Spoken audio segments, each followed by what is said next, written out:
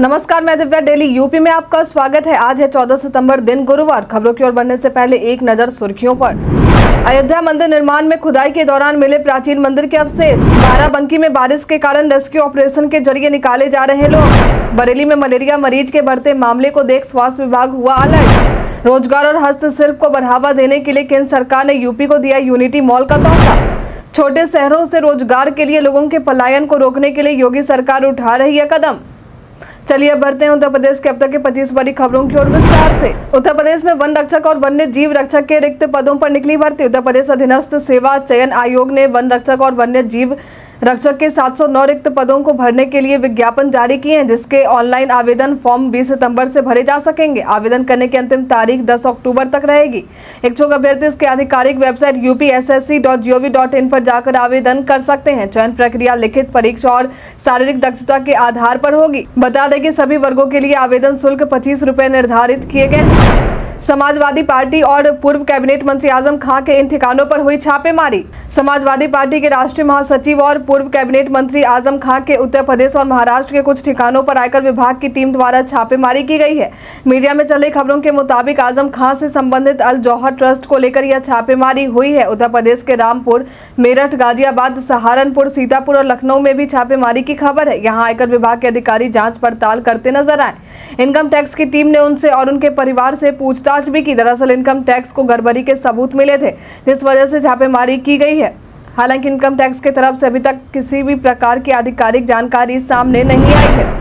घोसी उपचुनाव में मिली हार के बाद एनडीए के सहयोगी निषाद पार्टी ने राजभर को कम बोलने की दी नसीहत। घोसी उपचुनाव में बीजेपी को करारी शिकस्त का सामना करना पड़ा है। इस हार का जिम्मेदार बार बार बीजेपी के सहयोगी और सुहेलदेव भारतीय समाज पार्टी के मुखिया ओम प्रकाश राजभर को ठहराया जा रहा, जिस वजह से वो बीजेपी से थोड़े नाराज चल रहे हैं। ऐसी चर्चा चल रही कि इस मामले को लेकर वे बीजेपी के शीर्ष नेतृत्व से भी मुलाकात कर अपनी बात रख सकते हैं। सपा की घोसी चुनाव में एनडीए की हार के बाद ओम प्रकाश राजभर को अपने निशाने पर ले रही। यहां तक कि एनडीए के सहयोगी निषाद पार्टी द्वारा भी ओम प्रकाश राजभर के बड़बोलेपन पर सवाल उठाए गए हैं। निषाद पार्टी के अध्यक्ष संजय निषाद ने भी घोसी उपचुनाव में एनडीए की हार के बाद राजभर को नसीहत दे डाली। उन्होंने कहा है कि मैं राजभर से कहता हूं कि कम बोला करें। निषाद समाज ने तो बीजेपी को वोट दिया है, हमें अपने संबंध ठीक रखने चाहिए। कई कारणों से दर्ज है भारत के इतिहास में आज की तारीख। आज के दिन वर्ष 1949 में संविधान सभा द्वारा हिंदी को भारत की आधिकारिक भाषा के रूप में अपनाया गया। वर्ष 1953 से संपूर्ण भारत में आज के ही दिन प्रत्येक वर्ष हिंदी दिवस के रूप में मनाते हैं। आज के ही दिन वर्ष 2011 में भारत के तमिलनाडु में एक यात्री ट्रेन के स्थिर ट्रेन से टकरा जाने से 10 लोगों की मौत हो गई और 70 लोग घायल हुए थे। आज के ही दिन अंतर्राष्ट्रीय स्तर पर विश्व बंधुत्व और क्षमा याचना दिवस मनाते हैं। भारत के प्रसिद्ध अभिनेता आयुष्मान खुराना का जन्म आज के ही दिन वर्ष 1984 में हुआ था। बाराबंकी में बारिश के कारण रेस्क्यू ऑपरेशन के जरिए निकाले जा रहे लोग। यूपी में इन दिनों लगातार बारिश का कहर देखा जा रहा है। यूपी के बाराबंकी में तो हालात इतनी खराब हो चुकी है कि बीते कई घंटों से यहाँ रेस्क्यू ऑपरेशन चलाया जा रहा। दरअसल जमुरिया नाले के बाद अब रेठ नदी भी उफान पर आ गई है। रेस्क्यू कर अब तक 5000 से भी ज्यादा लोगों को निकाला जा चुका है। कई इलाकों में अब भी लोगों को के फंसने की आशंका जताई जा रही है। हालांकि एनडीआरएफ और एसडीआरएफ, पीएससी और पुलिस विभाग की टीमें जोरों शोरों से लोगों की मदद में लगी हुई है। शहर के मुख्य बाजार छाया चौराहा स्थित कई दुकानों में भी पानी भर गया। स्थिति खराब होता देख फंसे परिवारों को निकालने के लिए हेल्पलाइन नंबर भी जारी कर दिया गया है। यदि आप या आपके किसी जानने वाले फंसे हुए हैं तो आप 0524822389 या 0524822489 या 052482299926 या 9454418880 या 9454417464 पर कॉल करके मदद ले सकते हैं।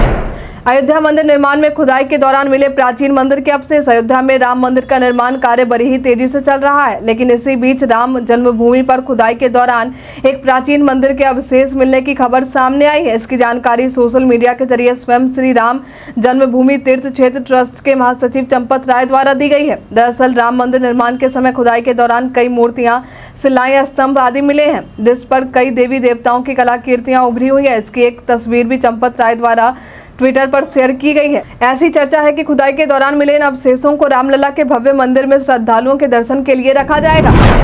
यूपी में दुधारू गायों की सब्सिडी स्थापित करने के लिए दिए जा रहे 31 लाख रुपए तक की सब्सिडी राज्य में पशुपालन आय के सबसे बड़े स्रोत में से एक है। बड़ी संख्या में पशुपालन कर किसान खुद की डेयरी खोल अच्छा खासा मुनाफा कमा सकते हैं। इसके लिए राज्य सरकार द्वारा नंद बाबा मिशन के तहत नंदिनी कृषक समृद्धि योजना भी चलाई जा रही, ताकि गौवंशीय पशुओं की नस्ल में सुधार करने के साथ ही दुग्ध उत्पादकता में भी वृद्धि लाई जा सके। इस योजना के तहत सरकार आपको 25 दुधारू गायों की 35 इकाइयां स्थापित करने के लिए गायों की खरीद से लेकर उनके संरक्षण और भरण पोषण जैसी चीजों के लिए भी सब्सिडी देगी। किसानों को 3 चरणों में ये सब्सिडी दिए जाएंगे, जहां 25 दुधारू गायों की एक इकाई स्थापित करने में 62,50,000 रुपए खर्च का आकलन किया गया है। तो ऐसे में लाभार्थियों को कुल व्यय पर 50% अनुदान अधिकतम 31,25,000 रुपए योगी सरकार द्वारा दिए जाएंगे। उत्तर प्रदेश बर्थडे में आज हम बात करेंगे कविता सेठ के बारे में। ये पेशे से एक सूफी लोकगीत और गजल गायक हैं। इनका जन्म उत्तर प्रदेश के बरेली जिले में 14 सितंबर 1970 में हुआ था।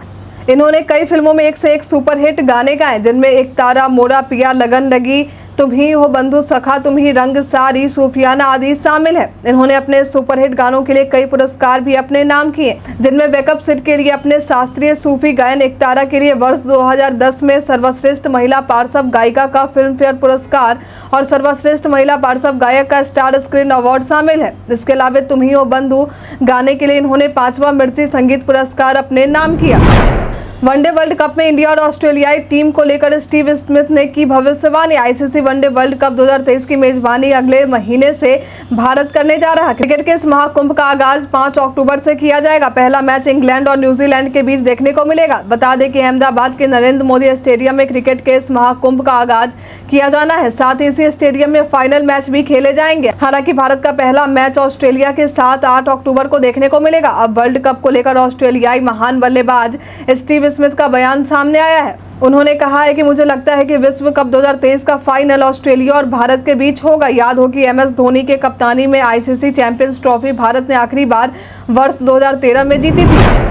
घोसी उपचुनाव में मिली हार के बाद बीजेपी ने लिया यह निर्णय। घोसी उपचुनाव में मिली करारी शिकस्त ने बीजेपी को सोचने पर मजबूर कर दिया। इस हार के बाद पार्टी की तरफ से लगातार बैठक किए जा रहे हैं, जहां कुछ अहम फैसले लिए गए हैं। जहां यह बात सामने आई है कि किसी भी नेता को पार्टी ज्वाइन करने से पहले उसके हर पहलू को जांचा परखा जाएगा। उसके बाद ही दूसरी पार्टी से दल बदल कर आ रहे नेता को बीजेपी में शामिल किया जाएगा। जहां आगामी लोकसभा चुनाव को देखते हुए अब किसी भी दूसरे दल के नेता को लोकल लीडर से बातचीत कर बीजेपी में शामिल कराए जाने का निर्णय लिया गया है, जिसके तहत नेता जिस भी क्षेत्र से आता है वहां के लोकल लीडर से मौजूदा स्थिति की जानकारी लेने के बाद ही उसे बीजेपी में ज्वाइन करने की प्रक्रिया आगे बढ़ेगी। बीजेपी हर एक लोकसभा सीट पर जाति और क्षेत्रीय समीकरण के आधार पर ही आगामी चुनाव को देखते हुए बीजेपी अपना कैंडिडेट उतारना चाहती है। बरेली में मलेरिया मरीज के बढ़ते मामले को देख स्वास्थ्य विभाग हुआ अलर्ट। मलेरिया बुखार के मामले दिनों दिन बढ़ते ही जा रहे हैं। अभी हाल में ही लगभग 72 मरीज मलेरिया बुखार से बरेली में पीड़ित मिले हैं। हालांकि मरीजों की संख्या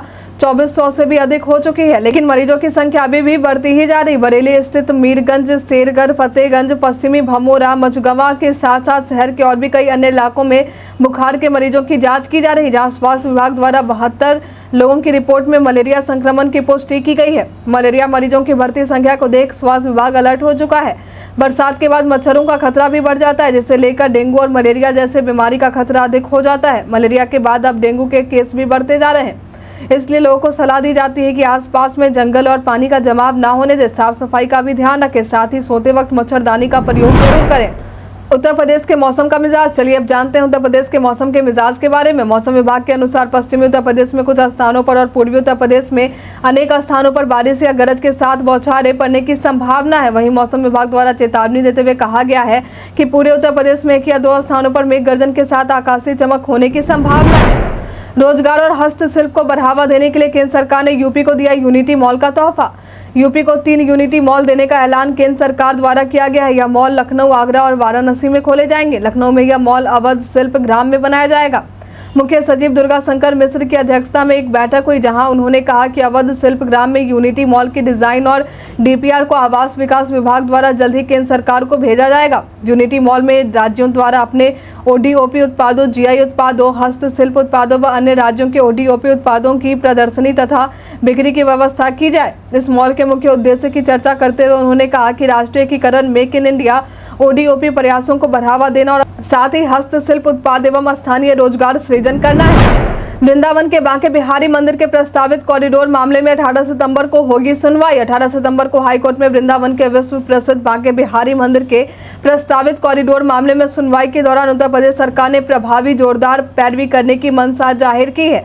मिली जानकारी के अनुसार 276 मकान और दुकान का अधिग्रहण बांके बिहारी कॉरिडोर निर्माण के शासन द्वारा किया जाना है, जहां याचिकाकर्ता अनंत शर्मा के अलावे जिला प्रशासन और मथुरा वृंदावन विकास प्राधिकरण अपना अपना पक्ष इस मामले में प्रस्तुत करने वाले हैं। मालूम हो कि बीते वर्ष जन्माष्टमी के अवसर पर मंगला आरती के दौरान हादसा देखने को मिला था, जिसके बाद से राज्य सरकार ने इसे गंभीरता से लिया। उसके बाद ही सीएम योगी आदित्यनाथ ने अपार भीड़ के आगमन को देखते हुए बिहारी जी मंदिर का विंध्यवासिनी और काशी की भांति कॉरिडोर बनाने की इच्छा जाहिर की थी। हालांकि वृंदावन का गोस्वामी पक्ष कॉरिडोर निर्माण के पक्ष में नहीं है, जिस वजह से गोस्वामी पक्ष द्वारा हाईकोर्ट में वाद दायर किया गया था। यूपी में पर्यटकों को उच्च स्तरीय सुविधा देने की इस प्रस्ताव को मिली मंजूरी। पर्यटक विभाग के कई पर्यटक आवास या तो घाटे में चल रहे हैं या तो बंद पड़े हैं, जिसे लेकर यह फैसला लिया गया है कि इन्हें पीपीपी मोड पर विकसित और संचालित किए जाएंगे। साथ ही इसी तर्ज पर अयोध्या में टूरिस्ट फैसिलिटेशन सेंटर का संचालन भी किया जाना है। कैबिनेट बैठक के दौरान प्रदेश के 5 पर्यटक आवास गृहों को उच्चतम निविदाकर्ता को लीज पर देने और फर्म के साथ अनुबंध किए जाने के प्रस्ताव को मंजूरी मिल चुकी है।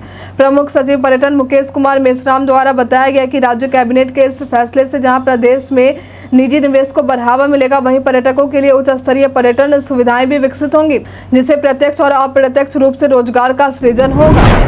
23 सितंबर तक निःशुल्क राशन वितरण में गेहूं और चावल के साथ 3 महीने की चीनी भी होगी वितरित। राष्ट्रीय खाद्य सुरक्षा अधिनियम योजना के तहत उत्तर प्रदेश के सभी जिलों में निःशुल्क राशन का वितरण 23 सितंबर तक किया जाएगा, जहां सितंबर महीने के गेहूं और चावल वितरित किए जाएंगे। साथ ही बीते 3 महीने की चीनी भी वितरित करने की जानकारी सामने आई है। बीते 3 महीने यानी जुलाई, अगस्त और सितंबर के लिए आवंटित 3 किलो चीनी अंत्योदय कार्ड धारक ले पाएंगे। चीनी के वितरण में पोर्टेबिलिटी नहीं दी जाएगी, यह केवल मूल दुकान पर ही दिए जाएंगे, जिससे मोबाइल वेरिफिकेशन के माध्यम से लिया जा सकेगा। राम मंदिर के खिड़की दरवाजों पर तमिलनाडु के कारीगर कर रहे आकर्षक कारीगरी। एक तरफ जहां राम मंदिर के निर्माण का कार्य तेजी से किया जा रहा, वहीं दूसरी तरफ रामलला के प्राण प्रतिष्ठा महोत्सव की धूमधाम से तैयारी की जा रही।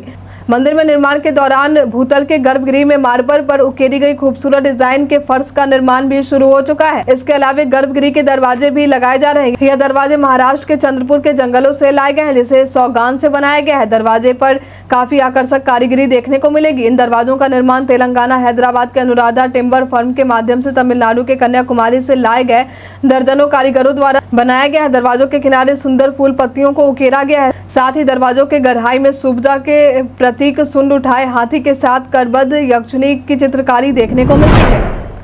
उत्तर प्रदेश पर्यटन में आज हम बात करेंगे महापरिनिर्वाण मंदिर कुशीनगर के बारे में। यह मंदिर उत्तर प्रदेश के कुशीनगर जिले में स्थित बौद्ध धर्म के सबसे प्रसिद्ध मंदिरों में से एक है। यहाँ आपको गौतम बुद्ध की एक बड़ी ही आकर्षक और सुंदर प्रतिमा देखने को मिलेगी। गौतम बुद्ध की यह प्रतिमा 6.1 मीटर लंबी है, जो लेटे हुए मुद्रा में है। यह प्रतिमा उस समय को दर्शाती है जब गौतम बुद्ध को मोक्ष की प्राप्ति हुई थी। इस प्रतिमा को चुनार के बलुआ पत्थर से काट कर बनाया गया है। ऐसा कहा जाता है कि हरिबाला नामक बौद्ध भिक्षु द्वारा गुप्त काल के दौरान इस प्रतिमा को मथुरा से कुशीनगर लाया गया था। छोटे शहरों से रोजगार के लिए लोगों के पलायन को रोकने के लिए योगी सरकार उठा रही है कदम। आकांक्षी नगर योजना के तहत 20,000 से 1 लाख की आबादी वाले छोटे 100 शहरों को उत्तर प्रदेश में योगी सरकार सुविधा युक्त करने जा रही। नगर विकास द्वारा इन शहरों के विकास को लेकर 100 करोड़ रुपए तक खर्च किए जाने की बात सामने आई है। बता दें कि अभी हाल में हुई कैबिनेट मीटिंग के दौरान राज्य सरकार द्वारा यह फैसला लिया गया है। इस योजना के तहत लोगों की मूलभूत सुविधाओं से संबंधित सभी सुविधाएं मिले और रोजगार अवसर मिलने पर लोगों का पलायन रुक सके, इस पर काम किया जाएगा। जहां लोगों की शिक्षा, स्वास्थ्य, सामाजिक व्यवस्था के क्षेत्रों में सुधार कर कारोबार के नए रास्ते खोलना ताकि लोगों को रोजगार मिल सके आदि चीजों पर काम किया जाएगा। मध्य प्रदेश में सीएम योगी की बढ़ी लोकप्रियता। उत्तर प्रदेश के साथ साथ मध्य प्रदेश में भी सीएम योगी की लोकप्रियता देखने को मिल रही, क्योंकि सीएम योगी का चुनाव प्रचार के लिए भारी डिमांड देखने को मिला है। मिली जानकारी के अनुसार सीएम योगी द्वारा कम से कम 20 सीटों पर रैली करवाने की मांग की गई है। सीएम योगी के अलावे एमपी के चुनाव में यूपी के भी कई मंत्रियों को जिम्मेदारी सौंपी गई है, जिनमें आशीर्वाद यात्रा उत्तर प्रदेश के उप मुख्यमंत्री ब्रिजेश पाठक द्वारा किया जाएगा। इसके अलावा चुनाव प्रबंधन की जिम्मेदारी जेपीएस राठौड़ को सौंपी गई है। मालूम हो कि मध्य प्रदेश में विधानसभा चुनाव इसी साल के अंत में होने हैं, जिसे लेकर बीजेपी अलर्ट मोड में आ चुकी है। काम की बात में आज हम जानेंगे पिता के प्रॉपर्टी पर क्या बेटी का होता है अधिकार। अक्सर लोग अपने जायदाद या संपत्ति का उत्तराधिकारी अपने बेटे को बनाते हैं। कई बार बेटियां भी अपने पिता की संपत्ति में अपने हक की बात तक नहीं करती, लेकिन यह फिर यह चलन चलता ही जाता है। लेकिन आपको बता दें कि सुप्रीम कोर्ट द्वारा पिता की संपत्ति में बेटी के अधिकारों को लेकर एक अहम फैसला सुनाया गया है, जहां यह प्रावधान किया गया है कि पिता की संपत्ति को विरासत में पाने का हक बेटियों का भी है। हिंदू पिता जिसका बिना वसीयत बनाए देहांत हो जाता है, उनकी संपत्ति पर बेटी को परिवार के दूसरे सदस्य जैसे ही पिता के भाई या भाई के बेटे बेटियों पर वरीयता दी जाएगी और अपने भाइयों के बराबर अधिकार होंगे। यदि फिर भी बेटी को बराबरी का हक नहीं मिलता है तो कानूनी मदद बेटियां ले सकती हैं। यदि दावा सही होता है तो बेटी को पिता की संपत्ति में अधिकार मिल जाएंगे। दीनदयाल उपाध्याय गोरखपुर विद्यालय के 5 संकाय कभी भी हो सकते हैं बंद। कुलाधिपति आनंदीबेन पटेल की अनुमति के बिना पूर्व कुलपति प्रोफेसर राजेश सिंह द्वारा संचालित दीनदयाल उपाध्याय गोरखपुर विद्यालय के 5 संकाय कभी भी बंद किए जा सकते हैं। ये 5 संकाय बीते 5 वर्षों से कागजों में ही दौड़ रहे हैं। अभी हाल में ही अधिष्ठाता और विभागाध्यक्षों की बैठक में नवागत कुलपति प्रोफेसर पूनम टंडन ने विधि विरुद्ध चल रहे इन संकायों के संचालन पर रोक लगाने का संकेत दिया था। कुलपति प्रोफेसर पूनम टंडन द्वारा कहा गया बहुत पहले नए संकाय खोलने के संबंध में कुलाधिपति को अप्रूवल के लिए भेजा गया है, लेकिन अभी तक अप्रूवल नहीं मिला है। बिना कुलाधिपति की अनुमति के नए संकाय नहीं खुल सकते। इस परिस्थिति में नियम अधिनियम और परिनियम के अनुसार जो उचित होगा उस पर कार्रवाई की जाएगी। कृषि मंत्री ने यूपी में धान खरीद को लेकर कही ये बात। उत्तर प्रदेश में धान खरीद को लेकर कृषि मंत्री सूर्य प्रताप शाही का बड़ा बयान सामने आया है। उन्होंने बताया कि अक्टूबर से पश्चिमी में धान की खरीद शुरू हो जाएगी और पहले नवंबर से पूरे प्रदेश में धान की खरीद की जाएगी।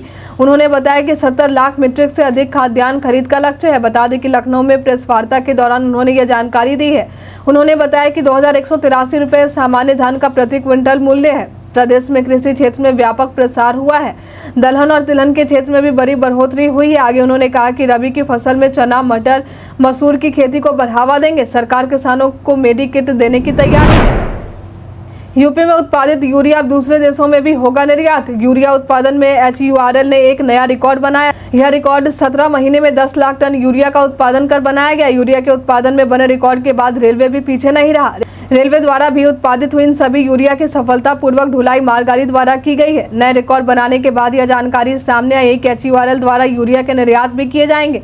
रेलवे द्वारा भी इसकी तैयारी शुरू की जा चुकी है। अभी तक इस यूरिया का सप्लाई यूपी के ही जिलों में किया जाता था, लेकिन अब इसका निर्यात कुछ ही महीनों में श्रीलंका, बांग्लादेश, भूटान और नेपाल में भी किया जाएगा। इन देशों की सीमा तक रेलवे के जरिए HURL द्वारा यूरिया भेजा जाएगा। टेक ज्ञान में आज हम बात करेंगे आईफोन 15 के लॉन्च डेट के बारे में। आईफोन यूजर्स में एक अलग सा ही क्रेज देखने को मिलता है। अभी इंडिया में आईफोन 15 भी लॉन्च होने वाला है। आप में से तो कई लोग इसका बेसब्री से इंतजार भी कर रहे होंगे। फिलहाल इसकी लॉन्चिंग कब होगी, इसकी आधिकारिक तौर पर कंपनी की तरफ से किसी प्रकार की जानकारी तो सामने नहीं आई है, लेकिन मीडिया में चल रही खबरों के मुताबिक भारत में इसकी बिक्री 22 सितंबर से शुरू हो सकती है। आप आईफोन 15 को अमेजन या एप्पल की आधिकारिक वेबसाइट एप्पल स्टोर से खरीद सकते हैं। मालूम हो कि अभी हाल में ही कंपनी द्वारा 2 नए आधिकारिक स्टोर दिल्ली और मुंबई में खोले गए। यदि इस नए सीरीज की लॉन्चिंग होती है तो आप यहाँ से भी आईफोन का नया वर्जन ले सकते हैं। आज के लिए फिलहाल इतना ही। हम प्रतिदिन आपसे 5 ऐसे जरूरी सवाल पूछेंगे और उसके जवाब बताएंगे जो कि स्टेट PCS, पुलिस दरोगा समेत SSC जैसे अन्य प्रतियोगी परीक्षाओं में काम आएंगे। सवाल इतिहास, यूपी स्पेशल, विज्ञान, करंट अफेयर्स और भूगोल से रहेंगे। तो हमारा पहला सवाल है, हाल ही में केंद्रीय मंत्री डॉक्टर जितेंद्र सिंह ने उत्तर प्रदेश में किस सम्मेलन का उद्घाटन किया है? ऑप्शन ए है S20 सम्मेलन, ऑप्शन बी है G20 सम्मेलन, ऑप्शन सी है Y20 सम्मेलन, ऑप्शन डी है इनमें से कोई नहीं। इसका सही उत्तर है S20 सम्मेलन। हाल ही में मत्स्य पालन के लिए KCC पर राष्ट्रीय सम्मेलन कहां आयोजित किया गया है? ऑप्शन ए है कोलकाता, ऑप्शन बी है असम, ऑप्शन सी है मुंबई, ऑप्शन डी है चेन्नई। इसका सही उत्तर है मुंबई। हाल ही में भारतीय सूचना सेवा के किस वरिष्ठ अधिकारी ने PIB के प्रधान महानिदेशक का पदभार ग्रहण किया है? ऑप्शन ए है राजेश मल्होत्रा, ऑप्शन बी है मनीष देसाई, ऑप्शन सी है दीपक संधू, ऑप्शन डी है डॉक्टर शकुंतला महावाल। इसका सही उत्तर है मनीष देसाई। उत्तर प्रदेश राज्य का बृहत्तम उद्योग कौन सा है? ऑप्शन ए है कृषि उपस्कार उद्योग, ऑप्शन बी है हथकरघा उद्योग, ऑप्शन सी है चूड़ी उद्योग, ऑप्शन डी है बीड़ी उद्योग। इसका सही उत्तर है हथकरघा उद्योग। उत्तर प्रदेश में पूरा पाषाण कालीन सभ्यता में अधिकतर उपकरण किस चीज से बने मिले हैं? ऑप्शन ए है क्वार्टजाइट पत्थरों से, ऑप्शन बी है तांबे से, ऑप्शन सी है लोहे से, ऑप्शन डी है इनमें से कोई नहीं। इसका सही उत्तर है क्वार्टजाइट पत्थर। सवाल जवाब के दौर अब समाप्त होते हैं। आप में से कितने लोगों ने हमारे सवाल का सही जवाब दिया है? कमेंट करके जरूर बताएं। वीडियो के अंत में हम उनका नाम जरूर लेंगे। उत्तर प्रदेश के तमाम खबरों के साथ बने रहने के लिए देखते रहे डेली यूपी। और साथ ही अगर आप यूट्यूब से देख रहे हैं तो चैनल को सब्सक्राइब करें। अगर आप फेसबुक से देख रहे हैं तो पेज को लाइक करना ना भूलें। साथ ही अगर आप उत्तर प्रदेश के जिस भी क्षेत्र से देख रहे हैं उस क्षेत्र का नाम हमें हमारे कमेंट सेक्शन बॉक्स में लिखकर जरूर बताएं। धन्यवाद।